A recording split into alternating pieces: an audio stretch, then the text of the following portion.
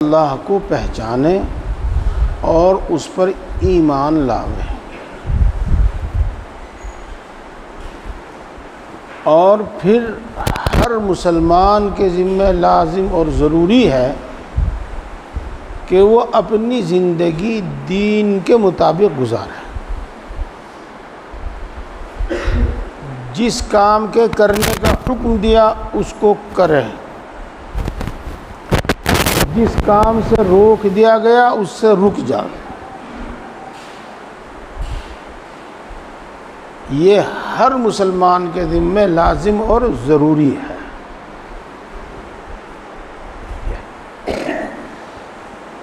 اللہ کے بہت سے احکام ہیں، ان احکام میں سے ایک حکم ہے 10 یا 11 یا 12 ذی الحجہ میں قربانی کرنا۔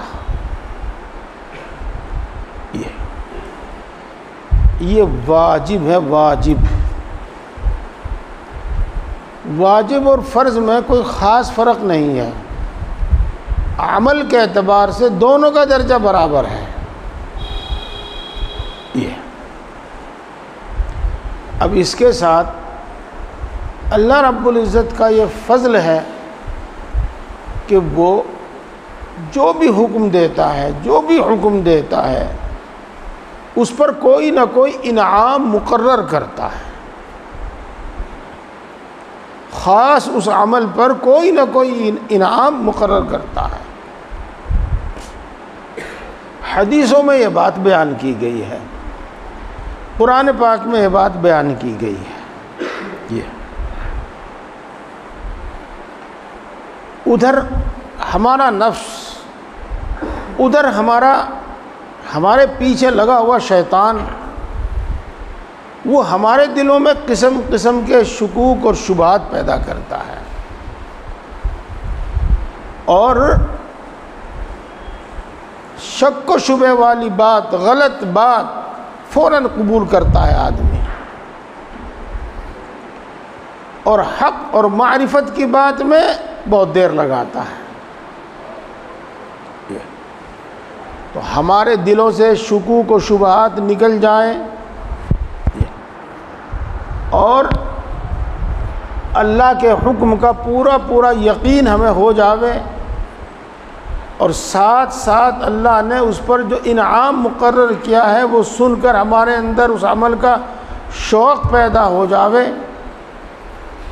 علماء کرام نے قرآن پاک سے، حدیث پاک میں سے ایسی آیتیں اور حدیثیں کتابوں میں جمع کی ہیں، اور علماء کرام کا کام ہے کہ وہ ہر موقع پر اس طرح کی آیتیں اور حدیثیں ہمیں سناتے ہیں۔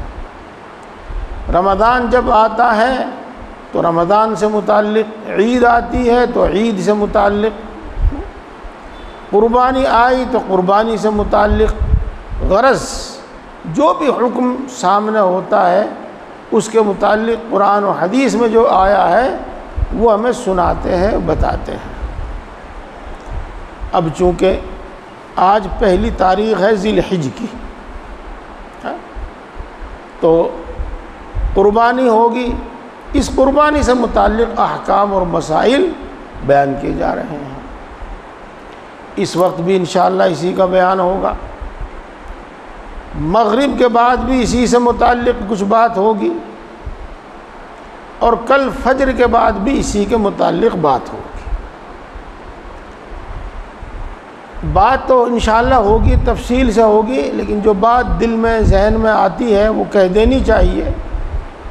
میں عرض کروں آپ سے کہ اگر ہمارا یہ عمل ثواب کی نیت سے ہو، اور ثواب کی نیت کے ساتھ ساتھ بالکل اسی طریقے پر ہو جس طریقے سے اللہ کے رسول نے ہمیں حکم دیا ہے، پھر تو یہ ہوگا عبادت،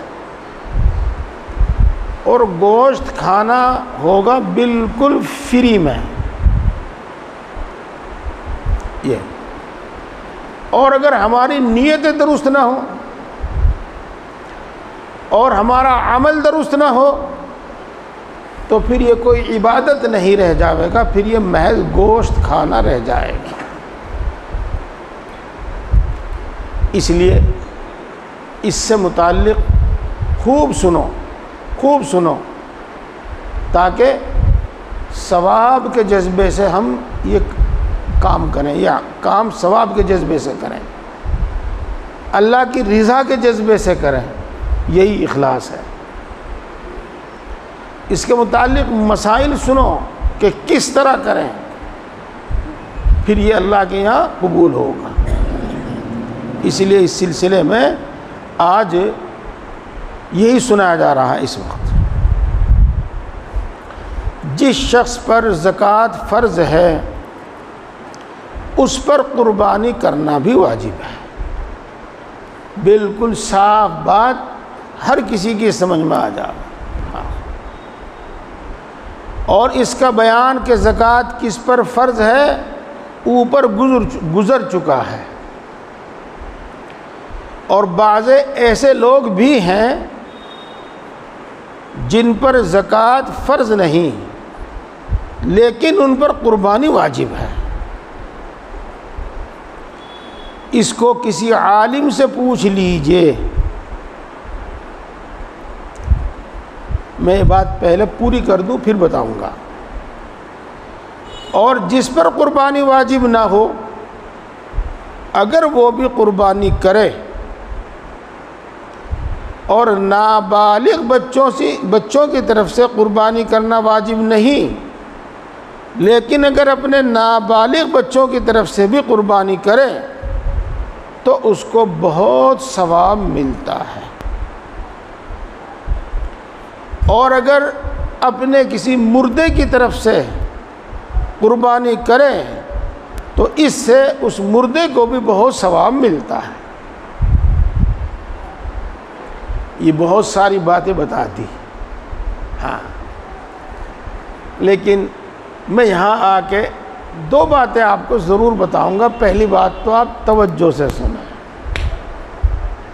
اور دوسری بات یہ کہ صرف فضائل تک محدود مت رہیے گا، مسائل بھی سمجھیے۔ جب تک مسائل نہیں سمجھیں گے اس وقت تک وہ عمل اللہ کی پسند کے مطابق نہیں ہوگا، اور جب وہ عمل اللہ کی پسند کے مطابق نہیں ہوگا تو کچھ بھی نہیں ملے گا۔ ہاں، اور کس پر قربانی واجب ہے، کس پر قربانی واجب نہیں ہے، یہ ہم میں سے ہر ایک کے اندر فکر ہو،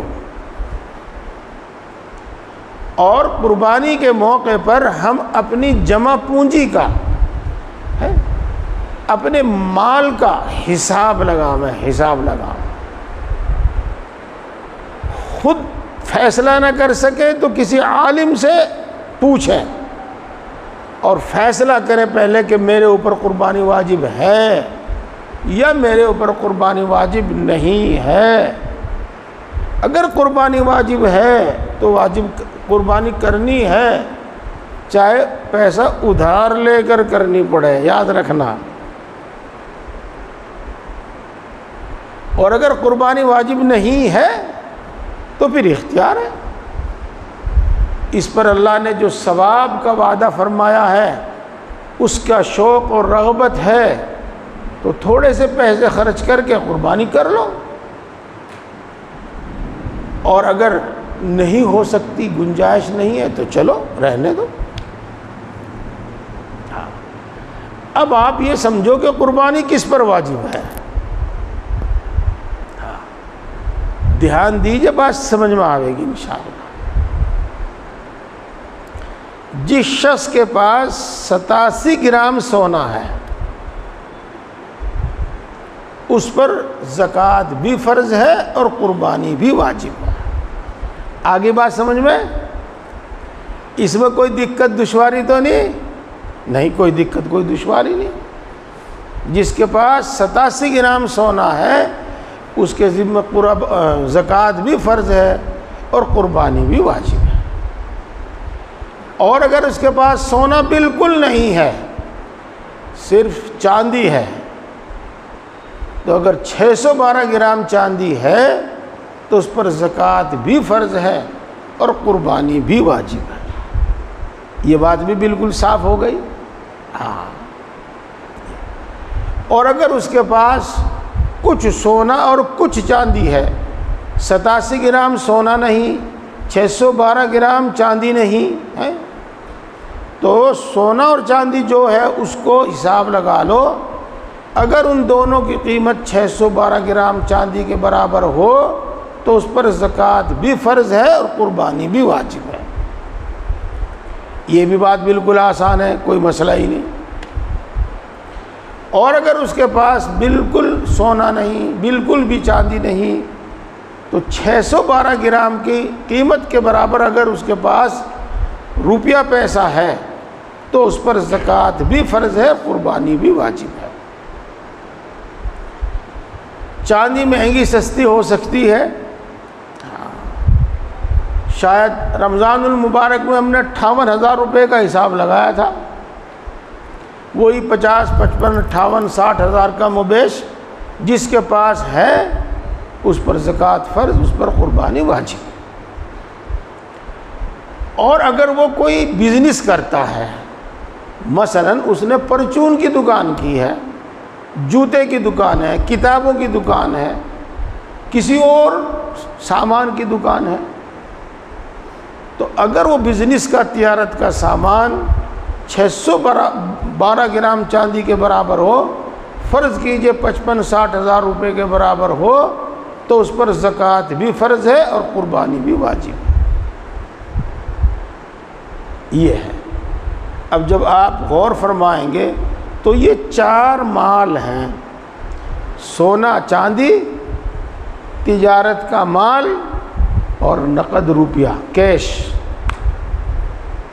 ان پر زکوٰۃ بھی فرض اور قربانی بھی واجب۔ آگے جو فرمایا ہے کہ بعض ایسے ہیں کہ ان پر زکوٰۃ تو فرض نہیں لیکن قربانی واجب ہے، تو وہ لوگ ہیں جن کے پاس روزانہ کی، روزمرہ کی ضرورت سے زائد کوئی بھی سامان ہو، نہ وہ بزنس کا ہے، نہ وہ اپنی ضرورت سے زائد سامان ہے، روزمرہ کی ضرورت کا سامان نہیں ہے، اور وہ 612 گرام چاندی کی برابر ہے، تو اس پر زکوٰۃ فرض نہیں لیکن قربانی واجب ہے۔ اس کو مثال سے سمجھ لیجیے گا۔ آپ کے پاس 2 کار ہیں، ایک آپ کی ضرورت کے واسطے کافی ہے، دوسری آپ نے کسی بھی شوق میں لے لی، کسی بھی وجہ سے لے لی۔ یہ تو ایک گاڑی یہ آپ کی ضرورت سے زیادہ ہے، اگر یہ لگ بھگ 60,000، 55,000، 60,000 کی ہے تو اس پر زکوٰۃ تو فرض نہیں ہے لیکن قربانی واجب ہے۔ یہ اور دوسرے سامان کو بھی اسی طرح سمجھتے چلے جاؤ۔ آپ کے پاس 2 دکان ہیں، 2 دکان، ایک دکان میں آپ نے خود اپنا سامان رکھا ہوا ہے اور ایک آپ کرائے پر چلاتے ہیں، تو یہ دوسری دکان ہے یہ آپ کی ضرورت سے زیادہ ہے، اور ظاہر بات ہے کہ دکان تو چاہے گاؤں میں ہی کیوں نہ ہو، وہ 60-70 ہزار روپے سے کیا کم ہوگی، وہ تو زیادہ ہی زیادہ کی ہوگی، تو اس پر قربانی واجب ہے۔ آپ کے پاس ایک دکان ہے، ایک مکان ہے، مکان میں آپ رہتے ہیں، دکان میں آپ اپنا کاروبار کرتے ہیں، دونوں چیز اپنی ضرورت کی ہیں۔ آپ کے پاس کچھ پیسہ تھا تو آپ نے کوئی پلاٹ لے لیا کہ چلو بچوں کے کام آ جائے گا، بزنس کے ارادے سے نہیں لیا۔ اگر بزنس کے ارادے سے لیا، بیچنے کے ارادے سے لیا، اس کا حکم الگ ہے، وہ لیا اپنی رہائش کے واسطے، اپنے بچوں کی رہائش کے واسطے، تو یہ پلاٹ آپ کی ضرورت سے زیادہ ہے، اس پر زکوٰۃ فرض نہیں۔ ہاں قربانی واجب ہے۔ بات سمجھ میں آ گئی ہوگی۔ کچھ اور بھی مثالیں ہیں، بہت ساری مثالیں ہیں۔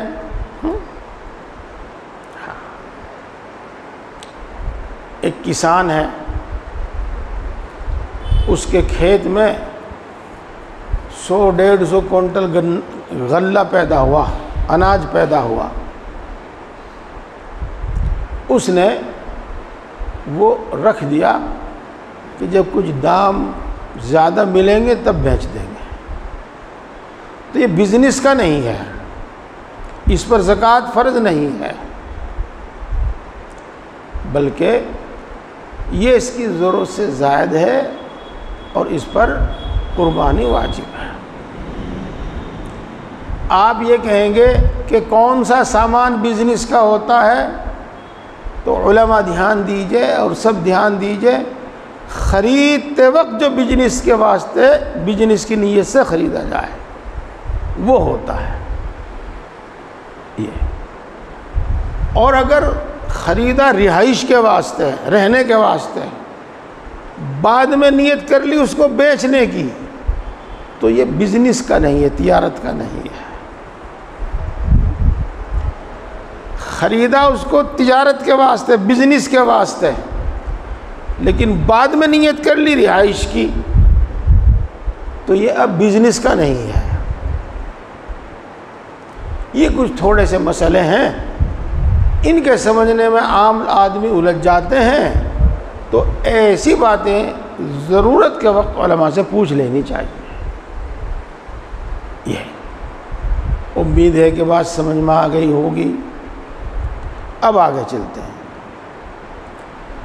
جن لوگوں پر قربانی واجب ہے ان پر صدقہ فطر بھی واجب ہے، عید کے دن یا یوں کہو رمضان میں۔ اور صدقہ فطر اپنی طرف سے بھی ادا کرے گا وہ، اور اپنی نابالغ اولاد کی طرف سے بھی ادا کرے گا۔ 4 بچے ہیں، ایک وہ ہے، تو 5 صدقہ فطر ادا کرنا لازم ہے۔ لیکن قربانی اپنے نابالغ بچوں کی طرف سے کرنا لازم اور ضروری نہیں ہے۔ اگر کرنا چاہے تو کر سکتا ہے، ثواب اس بچے کو بھی ملے گا اور باپ کو بھی ملے گا۔ یہ اسی طریقے سے آگے پڑھیں گے آپ کہ قربانی کے 3 دنوں میں کوئی عمل اللہ کے نزدیک قربانی سے افضل نہیں ہے۔ یہ اگر کوئی شخص ان دنوں میں قربانی کر کے اپنے باپ کو، اپنی ماں کو، اپنے دادا کو، اپنے کسی بھی میت مردہ کو ثواب پہنچانا چاہے تو ثواب پہنچے گا۔ یہ اسی لیے اکثر و بیشتر کتابوں میں لکھتے ہیں ہمارے علماء کرام کہ جس کو اللہ نے گنجائش دی ہے وہ رسول اللہ صلی اللہ علیہ وسلم کی طرف سے قربانی کرے، اس لیے کہ رسول اللہ صلی اللہ علیہ وسلم نے امت کی طرف سے قیامت تک آنے والے سب اہل ایمان کی طرف سے قربانی کی تھی۔ دیکھو ابھی تک آپ کی معلومات میں کتنا اضافہ ہوا، کتنی دینی معلومات آپ کو ہوئی۔ اب آگے پڑھتے ہیں۔ اللہ تعالیٰ نے قرآن پاک میں ارشاد فرمایا، ہر امت کے لیے قربانی کرنا اس غرض سے مقرر کیا گیا کہ وہ ان جانوروں پر یعنی گائے، اونٹ، بکری، بھیڑ پر اللہ کا نام لیں جو اللہ تعالیٰ نے ان کو عطا فرمائی ہیں۔ اور یہ وہ جانور ہیں جن کا ذکر دوسری آیت میں ان کے کھانے کے حلال ہونے کے ساتھ ساتھ آیا ہے، یعنی 2 نر اور مادہ بھیڑ اور 2 دمبا اسی میں شامل ہے، اور 2 بکری یعنی نر اور مادہ، اور 2 اونٹ یعنی نر اور مادہ، اسی طرح گائے نر اور مادہ، اور گائے ہی میں بھینس بھی داخل ہے۔ یہاں تک بات ہو گئی۔ اب اس کے متعلق آپ پہلے تو ایک بات سنیے گا، اگرچہ گائے کی قربانی جائز ہے جیسے کہ آپ نے یہاں پڑھ لیا، اور دراصل اس عید کا نام ہماری اردو میں بقرہ عید، بقرہ نہیں کہا میں نے، جھٹکے سے کہا بقرہ عید، گائے والی عید، وہ عید جس میں گائے کاٹی جاتی ہے، یہ ہے اس کا نام ہمارے یہاں۔ لیکن چونکہ اس سلسلے میں ہمارے ملک میں پابندی ہے اور آدمی کو مالی جانی نقصان کا سامنا کرنا پڑتا ہے، اور دوسرے جانور ہمارے پاس موجود ہیں، اس لیے اس کی قربانی نہ کریں، اپنی عزت اب خطرے میں نہ ڈالیں، اپنا مال خطرے میں نہ ڈالیں، اپنی جان خطرے میں نہ ڈالیں، دوسرے جو جانور ہیں ان کی قربانی کریں۔ ایک بات تو یہ ہو گئی۔ دوسری بات، پیارے بھائیوں، ہو سکتا ہے کہ آپ کو بھی واسطہ پڑتا ہو، اور ہمارے سامنے تو یہ مسائل آتے رہتے ہیں، اور اگر اب تک آپ کو واسطہ نہ پڑا ہو تو ممکن ہے آئندہ کبھی واسطہ پڑ جاوے، اور پھر آپ کے دل میں شک و شبہ پیدا ہو جاوے، اور آپ اس شک و شبہ کی بنا پر کبھی تو ایمان ہی سے خارج ہو جاتے ہیں، اور کبھی عمل سے رک جاتے ہیں، خود بھی رکتے ہیں اور دوسروں کو بھی روک دیتے ہیں، طرح طرح کی باتیں کرتے ہیں گمراہ لوگ۔ ان گمراہ لوگوں میں بعض لوگ پگڑی اور داڑھی والے بھی ہوتے ہیں جن پر ہم اعتماد کرتے ہیں۔ اس واسطے دین کی باتیں ہمیں پہلے ہی سے سن کر رکھنی چاہیے اور یاد رکھنی چاہیے، تاکہ کوئی بھی ہمارے ایمان پر ڈاکہ نہ ڈال سکے، ہمارے دلوں میں شک و شبہ پیدا نہ کر سکے، ہمیں دینی فرض سے نہ روک سکے۔ ایک بڑی جہالت کی بات ہے، وہ یوں کہتے ہیں اجی اس کا ذکر قرآن پاک میں تو ہے ہی نہیں، ہاں، اور اس سے آدمی گھوم جاتا ہے، بس دین تو قرآن میں ہی ہے، قرآن میں اس کا جب ذکر نہیں تو دین کا حصہ نہیں ہے۔ تو دیکھو، سنو، سمجھو گے تو آپ ہو نہیں، لیکن کچھ نہ کچھ سمجھو گے۔ شریعت کے احکام کچھ قرآن پاک میں ہیں، شریعت کے کچھ احکام قرآن پاک میں نہیں لیکن حدیث پاک میں ہیں، تو ہر حکم کا قرآن پاک میں موجود ہونا لازم اور ضروری نہیں ہے۔ اگر حدیث میں موجود ہے تو وہ بھی دین کا حکم ہے، دین کا حصہ ہے، اور کچھ کام اگرچہ وہ گنے چنے ہی ہیں، وہ صحابہ کرام رضوان اللہ تعالی علیہ اجمعین کے اتفاق اور اجماع سے دین کا حصہ بنے ہیں، جس کا حاصل یہ ہے کہ قرآن پاک میں اس کا حکم صاف صاف موجود نہیں تھا، اور حدیث پاک میں اس کا حکم صاف صاف موجود نہیں تھا، لیکن صحابہ کرام رضوان اللہ تعالی علیہ اجمعین نے اس کو قرآن سے سمجھا، اور سب نے وہی ایک بات سمجھی، سب اس بات پر متفق ہیں، تو اس کو اجماع کہتے ہیں۔ ایسی مثالیں بہت کم ہیں، لیکن بہرحال وہ بھی دین کا حصہ ہے۔ ایک مثال جس کا ہمیں واسطہ پڑتا ہے وہ میں ابھی بتا دوں تاکہ آسانی سے بات سمجھ میں آ جاوے۔ رسول اللہ صلی اللہ علیہ وسلم کے زمانے میں عمل یہ تھا، خود رسول اللہ صلی اللہ علیہ وسلم کا بھی اور صحابہ کرام رضوان اللہ تعالی علیہ مجمعین کا بھی، کہ وہ رمضان کی رات میں پوری رات عبادت کرتے تھے، پوری رات اتنی دیر تک عبادت کرتے تھے کہ انہیں خطرہ محسوس ہوتا تھا کہ سحری کھانے کا وقت بچا یا صبح صادق ہو گئی۔ اور کچھ آدھی رات، کچھ 2/3 رات، کچھ 1/3 رات، کبھی پوری رات، کبھی آدھی رات، کبھی 2/3 رات، کبھی 1/3 رات۔ رسول اللہ صلی اللہ علیہ وسلم کا عمل بھی یہی تھا اور صحابہ کا بھی۔ لیکن بعد میں بہت ساری مصلحتوں کے تحت صحابہ کرام رضوان اللہ تعالیٰ علیہ مجمعین نے یہ مقرر فرمایا کہ یہ نماز انفرادی نہ ہو بلکہ اجتماعی ہو، یعنی جماعت سے ہو، اور اس میں پورے رمضان میں ایک قرآن پاک پڑھا جاوے، جس کو ہم یوں کہہ سکتے ہیں روزانہ ایک پارہ پڑھا جاوے، اور 20 رکعت پڑھی جاویں،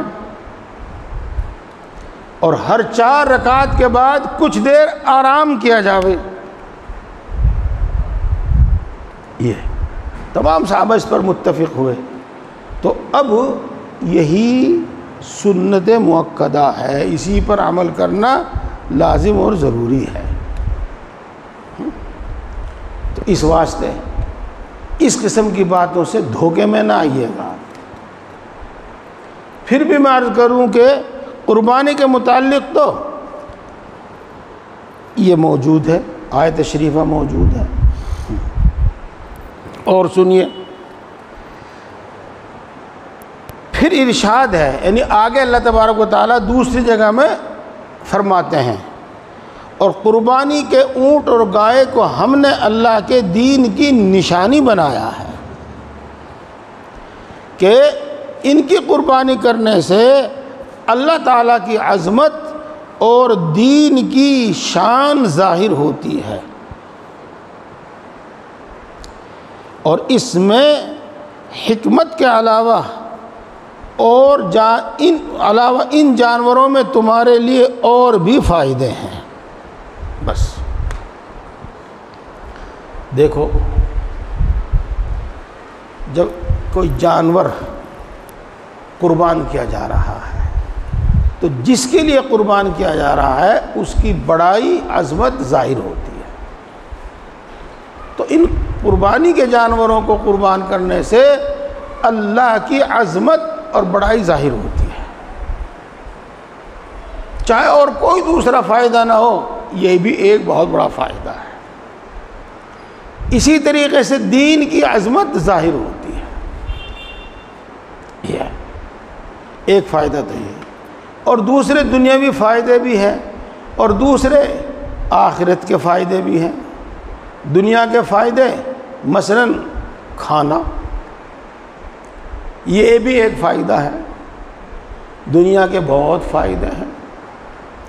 بقرعید کے قریب کتنے لوگوں کا بزنس بڑھ جاتا ہے، جانوروں کی خرید و فروخت، جانور ذبح کرنا، کسی کا ہڈی کا کام ہے، کسی کا چمڑے کا کام ہے، کسی کا سینگ کا کام ہے، کسی کا پیٹے کا کام ہے، کوئی کاٹتا ہے، ذبح کرتا ہے، وغیرہ وغیرہ۔ مزدور سے لے کر تاجر تک ہر ایک کا کام بڑھ جاتا ہے، ہر ایک کا کاروبار بڑھ جاتا ہے۔ اور جس طریقے سے اپنا فائدہ ہے، ایک فائدہ یہ بھی ہے کہ دوسرے کو کھلاتے ہیں ہم۔ چنانچہ آپ نے بار بار سنا کہ قربانی کا جو بھی گوشت آپ کے پاس آیا، جتنا بھی آیا، چاہے آپ نے بکرا ذبح کیا وہ کل سب کا سب آپ کے پاس ہے، چاہے آپ نے کٹنے میں 7واں حصہ لیا وہ آپ کے پاس ہے، تو اس کے 3 حصے کرو۔ ایک حصہ دے دو غریب غربا محتاجوں کو، جن کو آپ جانتے پہچانتے بھی نہ ہوں، یہ جانتے پہچانتے ہوں، اور ایک حصہ دے دو اپنے دوست احباب کو، یار پیاروں کو، رشتہ داروں کو، اور ایک حصہ جو بچتا وہ آپ خود کھا لو۔ تو کھلانا یہ بھی ایک فائدہ ہے۔ 2 آیتیں آپ کے سامنے آ گئی۔ اب تیسری آیت سنیے، اور پھر ارشاد ہے اللہ تعالیٰ کے پاس ان جانوروں کا نہ گوشت پہنچتا ہے نہ ان جانوروں کا خون پہنچتا ہے۔ لیکن اس کے پاس تمہارا تقوی اور تمہارا اخلاص پہنچتا ہے۔ اخلاص کا مطلب تم سمجھتے ہی ہیں کہ جو بھی عمل کیا جاوے اللہ کی رضا کے واسطے کیا جاوے، اور تقوی کا مطلب یہ ہے کہ تمہارے اندر اللہ تبارک و تعالیٰ کی اطاعت و فرما برداری کا جذبہ کتنا ہے۔ تم مال کی محبت کی وجہ سے قربانی کرنے میں ڈھیل کرتے ہو، پیچھے ہٹتے ہو، یا اللہ کی محبت میں قربانی کرتے ہو، خوشی کرتے ہو، اچھے سے اچھے جانور کی قربانی کرتے ہو، اللہ یہ دیکھتا ہے۔ اللہ نے ان جانوروں کے متعلق کچھ احکام دیے ہیں کہ ایسا جانور قربان کیا جاوے، تو تم ان باتوں کا لحاظ کرتے ہو کہ نہیں کرتے؟ مثال کے طور پر کٹڑا 2 سال کا ہونا چاہیے، اگر اس سے 1 دن بھی کم ہوگا تو قربانی نہیں ہوگی۔ اب اس کے 2 سال کا ہونا ہمیں یقینی طور پر معلوم ہو کیسے، کیا طریقہ ہے اس کا؟ تو اس کا سب سے یقینی طریقہ یہ ہے کہ اس جانور نے 2 دانت توڑ دیے ہوں، وہ 2 دانت ہو۔ آپ کی سمجھ میں نہ آیا ہو تو جو لوگ جانور پالتے ہیں وہ خود سمجھ گئے کہ 2 دانت توڑنے کا مطلب کیا ہے۔ تجربہ کار لوگ یوں بتاتے ہیں کہ 2 سال سے پہلے یہ دانت نہیں توڑتا، 2 سال کے بعد توڑتا ہے۔ یہ تو دیکھو یقینی طریقہ تو یہ ہے، اور آگے دوسرے ذریعے بھی ہیں۔ آج کی پریشانی یہ ہے کہ آدمی تجارت میں جھوٹ بہت بولتا ہے، اور پیسہ کمانے کے واسطے جو تھوڑا سا فربا لمبا چوڑا سا ہو، چاہے اس کی عمر 2 سال ہو یا نہ ہو، لیکن بڑی گارنٹی کے ساتھ کہتا ہے کہ یہ 2 سال کا ہے۔ تو دیکھو دوستو، اگرچہ اس سلسلے میں تجربے کار اور سچے معتبر آدمی کی بات قبول کر لی جاتی ہے، لیکن تجربے کار تو ہو، سچا آدمی تو ہو، ہاں، تو اس میں بہتر طریقہ یہ ہے کہ 2 دانت ہو، بس پھر کوئی مسئلہ ہی نہیں۔ تو وہ چاہے کچھ مہنگا ملے آپ کو، چاہے وہ آپ کو تھوڑی مشقت و محنت کے بعد ملے، تو بہرحال اللہ کے ان احکام کو پورا کرتے کہ نہیں کرتے، یہ دیکھتا ہے اللہ۔ اسی طریقے سے جانور میں کچھ عیب ہوتے ہیں، کچھ عیب تو ایسے ہیں کہ ان کے باوجود اس کی قربانی ہو سکتی ہے۔ مثال کے طور پر ایک سینگ ٹوٹ گیا، ایک ہے، قربانی ہو جاوے گی۔ اور کچھ عیب ایسے ہیں جن میں قربانی نہیں ہوتی، مثلا ایک کان کٹ گیا، ایک ہے، تو قربانی نہیں ہوگی۔ تو اللہ کے حکم کو سامنے رکھ کر، شریعت کے حکم کو سامنے رکھ کر ایسا جانور خریدیں جس میں کوئی ایسا عیب نہ ہو جو قربانی میں رکاوٹ ہے۔ اللہ اس کو دیکھتا ہے۔ اور پھر ارشاد فرمایا کہ اخلاص والوں کے واسطے خوشخبری سنا دیجئے، خوشخبری سنا دیجئے۔ کاہے کی خوشخبری سنا دیجئے؟ ہاں، دیکھو اللہ کے یہاں اتنے انعام ہیں، اتنا اجر و انعام ہے کہ بعض مرتبہ اس سب کو بیان کرنا مشکل ہوتا ہے، تو یوں کہہ دیا جاتا ہے کہ ان کو خوشخبری سنا دو۔ پھر رسول اللہ صلی اللہ علیہ وسلم کسی موقع پہ کوئی انعام بیان فرماتے ہیں، کسی موقع پہ کوئی انعام بیان فرماتے ہیں، اور اس طریقے سے وہ اس عمل پر اللہ نے جو وعدے کیے ہیں، جو انعام مقرر فرمائے ہیں، وہ سب ہمارے سامنے آ جاتے ہیں، وہ حدیثوں میں ملتے ہیں۔ یہاں ایک بات ہے جس کو میں دوبارہ پڑھتا ہوں، اللہ تعالیٰ نے ہر امت کے لیے قربانی کرنا مقرر فرمایا، ہر امت کے لیے۔ اس سے یہ بات سمجھ میں آتی ہے کہ آدم علیہ السلام جو سب سے پہلے انسان ہیں، سب سے پہلے نبی ہیں، ان کے زمانے سے لے کر آخری نبی، آخری رسول حضرت محمد مصطفیٰ صلی اللہ علیہ وسلم تک ہر زمانے میں قربانی کرنے کا حکم رہا ہے۔ اب کچھ لوگ کریں، کچھ لوگ نہ کریں، اور کچھ لوگ اس کے اپنے دین کا جز، اپنے دین کا حکم ہونے کا انکار کر بیٹھے، تو یہ سب ان کی اپنی باتیں ہیں، اللہ کے بتائی ہوئی باتیں نہیں ہیں، اللہ کے حکم میں داخل۔ جو اللہ نے دین بھیجے ہیں، ہر دین میں قربانی ہے، ہر دین میں قربانی ہے۔ یہ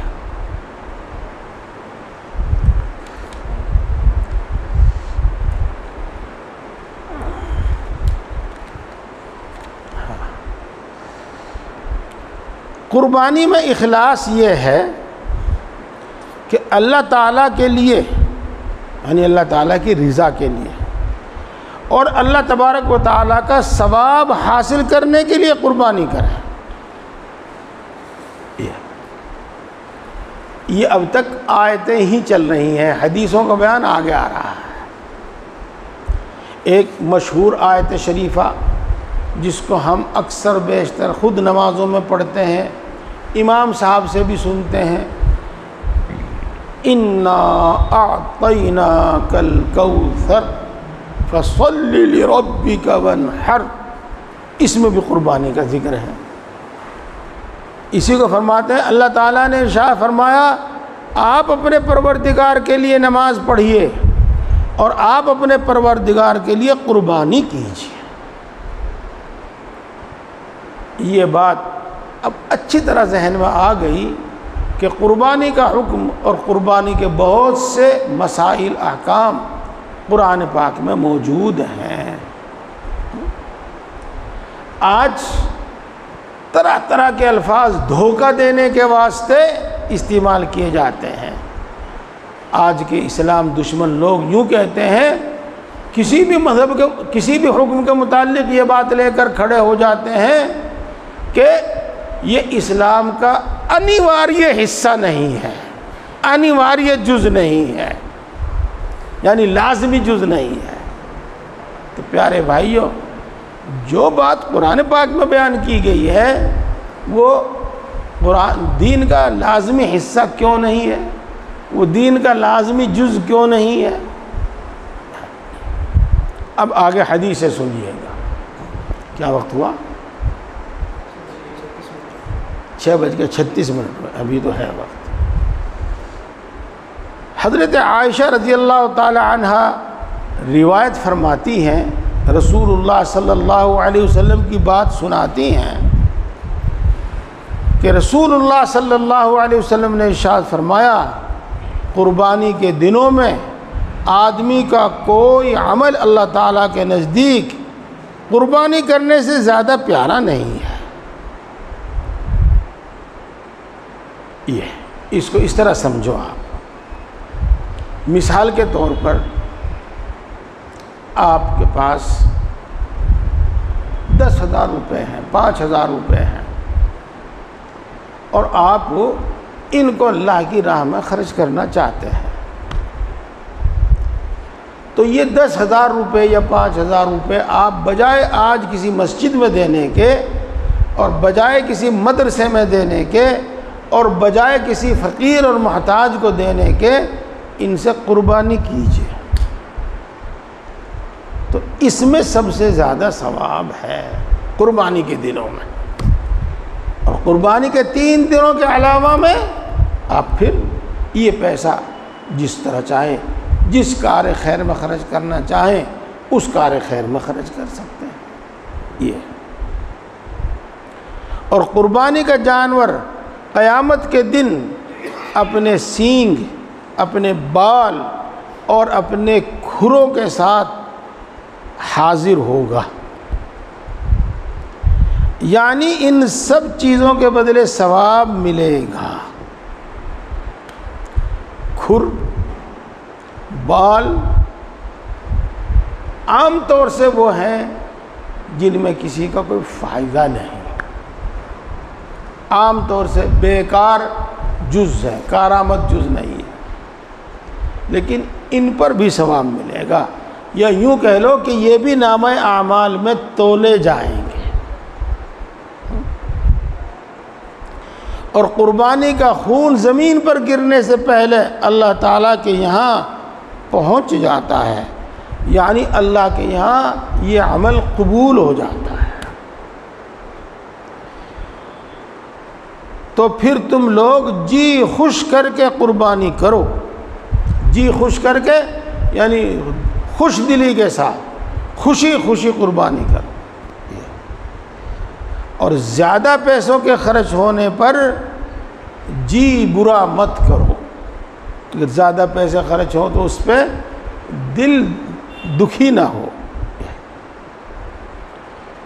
حضرت زید بن ارقم رضی اللہ تعالیٰ عنہ سے روایت ہے کہ صحابہ کرام رضوان اللہ تعالیٰ علیہ مجمعین نے پوچھا، اے اللہ کے رسول یہ قربانی کیا چیز ہے؟ تو آپ نے ارشاد فرمایا، یہ تمہارے باپ حضرت ابراہیم کا طریقہ ہے۔ انہوں نے عرض کیا کہ ہم کو اس میں کیا ملتا ہے؟ آپ نے فرمایا، ہر بال کے بدلے ایک نیکی۔ انہوں نے عرض کیا، یعنی پوچھنے والے نے دوبارہ پوچھا کہ چاہے اون والا جانور ہو جیسے بھیڑ، بکری؟ آپ نے فرمایا کہ ہر اون کے بدلے بھی ایک نیکی ملے گی۔ یہ چاہے کٹڑا ہو، بکرا ہو، بھیڑ دمبا ہو، کوئی بھی جانور ہو، سب کے جسم پر بال ہوتے ہیں، ہاں بڑی تعداد میں ہوتے ہیں۔ حضرت علی رضی اللہ تعالی عنہ سے روایت ہے کہ رسول اللہ صلی اللہ علیہ وسلم نے فرمایا، اے فاطمہ اٹھ اور قربانی کے وقت یعنی ذبح کے وقت اپنے جانور کے پاس موجود رہ۔ یہاں سے یہ بات بھی سمجھنی چاہیے کہ جب تک کوئی معقول عذر موجود نہ ہو، جب تک کوئی معقول عذر نہ ہو تو اپنی قربانی اپنی آنکھوں کے سامنے کریں، بلکہ اگر ذبح کرنا جانتا ہو تو اپنے ہاتھ سے ذبح کریں۔ یہ فرمایا کہ پہلا قطرہ جو قربانی کا کہ خون کا زمین پر گرتا ہے، اس کے ساتھ ہی تمام گناہ معاف کر دیے جاتے ہیں۔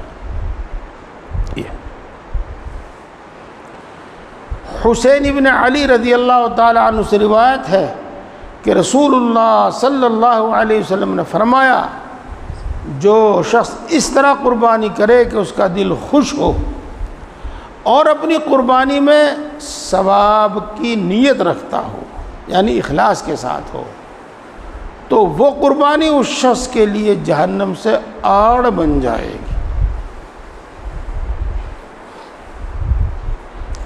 حضرت ابو ہریرہ رضی اللہ تعالیٰ عنہ سے روایت ہے کہ رسول اللہ صلی اللہ علیہ وسلم نے فرمایا، جو شخص قربانی کی گنجائش رکھتا ہو، اور وہ الفاظ جن سے ہم بات پوری سمجھ جائیں، وہ شخص جس کے ذمہ قربانی واجب ہو، صاحب نصاب ہو، قربانی اس پر واجب ہو، اور پھر بھی قربانی نہ کرے، تو وہ ہماری عیدگاہ میں نماز پڑھنے بھی نہ آوے۔ دیکھو اللہ کے رسول صلی اللہ علیہ وسلم کی کس قدر ناراضگی ٹپک رہی ہے اس سے۔ کیا کوئی مسلمان رسول اللہ صلی اللہ علیہ وسلم کی ناراضگی برداشت کر سکتا ہے؟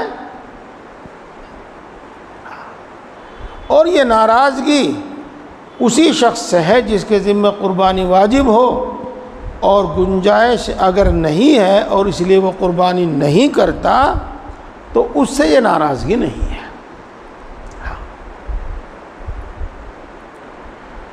حضرت جابر رضی اللہ تعالیٰ عنہ سے روایت ہے کہ رسول اللہ صلی اللہ علیہ وسلم نے اپنے حج میں اپنی بیویوں کی طرف سے ایک گائے قربان کی،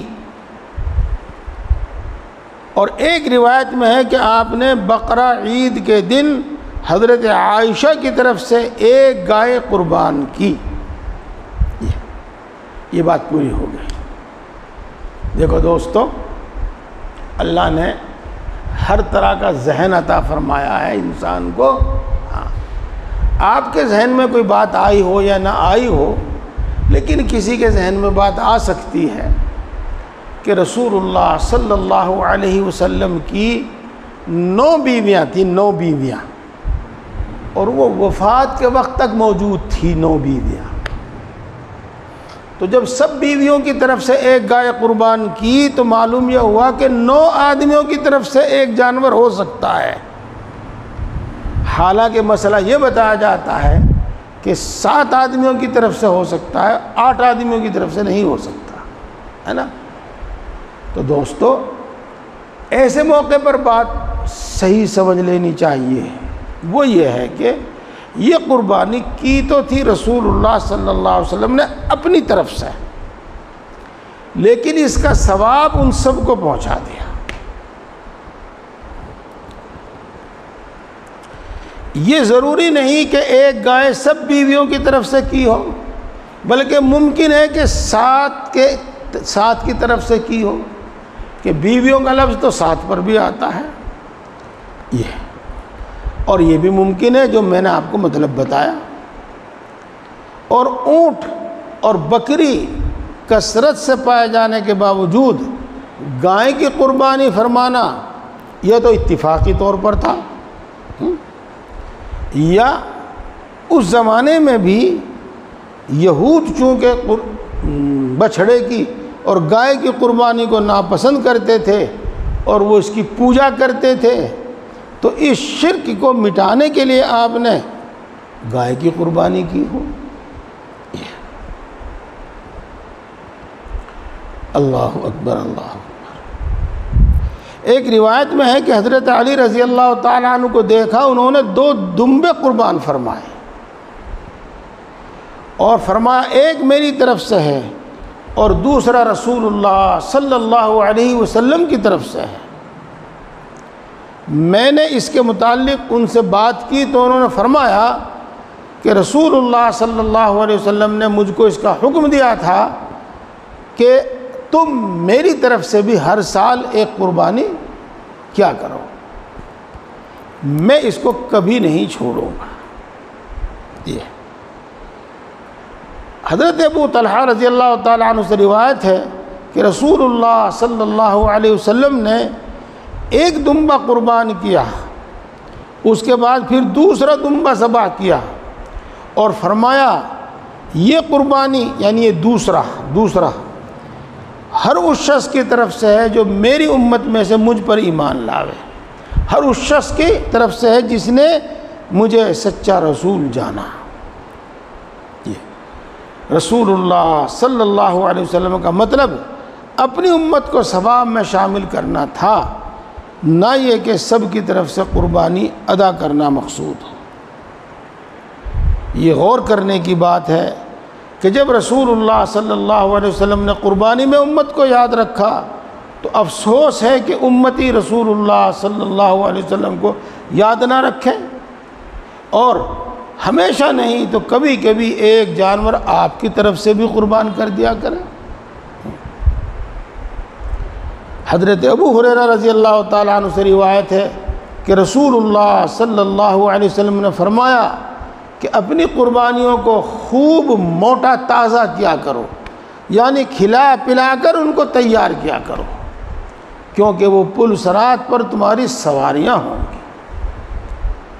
بات بالکل صاف ہے، لیکن کچھ دماغ ایسے ہیں جو ہر جگہ اپنی بات اڑا دیتے ہیں کہ جی ایک آدمی بالغ ہونے کے بعد 70 سال 60 سال کم زیادہ زندہ رہا، ہر سال اس نے قربانی کی، تو اس نے تو 60 70 80 جانوروں کی قربانی کی، اب کون سے پہ بیٹھے گا؟ ہیں یہ ہے۔ تو دیکھو دوستو، مطلب تک پہنچنا چاہیے۔ تو اس کے مطلب یہاں دو لکھے ہیں۔ ایسا ہے کہ یہ جانور، یہی جانور جن کی قربانی کی ہے، یہ سواری نہیں ہونے کے، بلکہ ان کے بدلے میں ایک جانور اس کو سواری کے واسطے دیا جائے گا۔ اب جتنے اخلاص کے ساتھ اور جتنے زیادہ اس نے جانور قربان کیے اپنی زندگی میں، اتنی ہی شاندار سواری ہوگی اس کی۔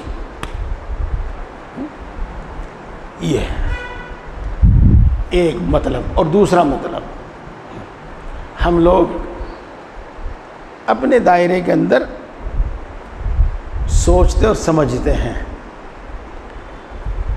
لیکن اللہ ہر چھوٹی بڑی بات کو خوب جانتا ہے۔ میں اس کی مثال دوں آپ کو۔ میں ایک آدمی ہوں، غریب آدمی، اکیلا ہی سفر کرتا ہوں، لیکن آپ نے دیکھا ہوگا کہ کچھ لوگ ایسے ہیں وہ اکیلے سفر نہیں کرتے، 5-7 ساتھ میں ہوتے ہیں۔ ہمیں ایک موٹر سائیکل مل جاوے یا ایک کار مل جاوے تو ہم خوشی سے پھولے نہیں سماتے، لیکن کچھ لوگ ایسے ہیں جب تک ان کے آگے پیچھے 10-20 گاڑیاں نہ ہوں اس وقت تک وہ روڈ پہ چلتے ہی نہیں۔ ہاں، ایک قافلے کے ساتھ نکلتے ہیں، قافلے کے ساتھ۔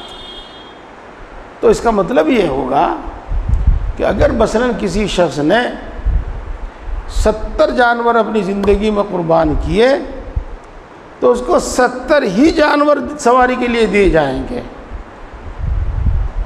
ایک پر وہ سوار ہوگا اور باقی اس کی شان و شوکت بڑھانے کے واسطے اس کے آگے پیچھے چلیں گے۔ ہاں، عالموں نے سواریوں کے 2 مطلب بیان کیے ہیں۔ ایک یہ کہ قربانی کے جانور خود سواریاں ہو جائیں گے، اور اگر کئی جانور قربان کیے ہوں گے یا تو سب کے بدلے میں ایک بہت اچھی سواری مل جاوے گی، یا ایک منزل میں ایک جانور پر سوار ہوگا، دوسرے منزل پر دوسری، کبھی اس پر سوار ہوگا کبھی اس پر سوار ہوگا۔ اور دوسرا مطلب یہ ہے کہ قربانیوں کی برکت سے پل صراط پر چلنا اس کے لیے آسان ہو جاوے گا، جیسے خود گویا ان پر سوار ہو کر پار ہو گیا۔ اور کنز العمال میں ایک حدیث اس مضمون کی یہ ہے کہ سب سے افضل قربانی جانور وہ ہے جو اعلیٰ درجے کا ہو، خوب موٹا ہو۔ اور ایک روایت میں یہ بھی آیا ہے کہ اللہ کے نزدیک زیادہ پیاری قربانی وہ ہے جو اعلیٰ درجے کی ہو، خوب موٹی ہو۔ بس بھائی، آگے کچھ مسائل ہیں لیکن بات لمبی ہو چکی ہے، اس واسطے اب شاید ذہن ان کو سمجھنے کے واسطے حاضر نہ ہو۔ یہ باتیں انشاءاللہ کچھ صبح کو فجر کی نماز کے بعد بتائی جائیں گی۔ اللہ تعالی ہم سب کو عمل کی توفیق عطا فرمائے۔ اب آپ حضرات جن کا وضو نہ ہو وضو کر لیجئے، جن کو استنجے کی ضرورت ہے استنجا کر لیجئے، اور ادھر ادھر کھڑا ہو کے بات بالکل مت کیجئے، اگلی صف میں بیٹھ کر ذکر میں مشغول ہو جائیے۔ ابھی وقت ہے، قریب 20 منٹ 25 منٹ ہیں۔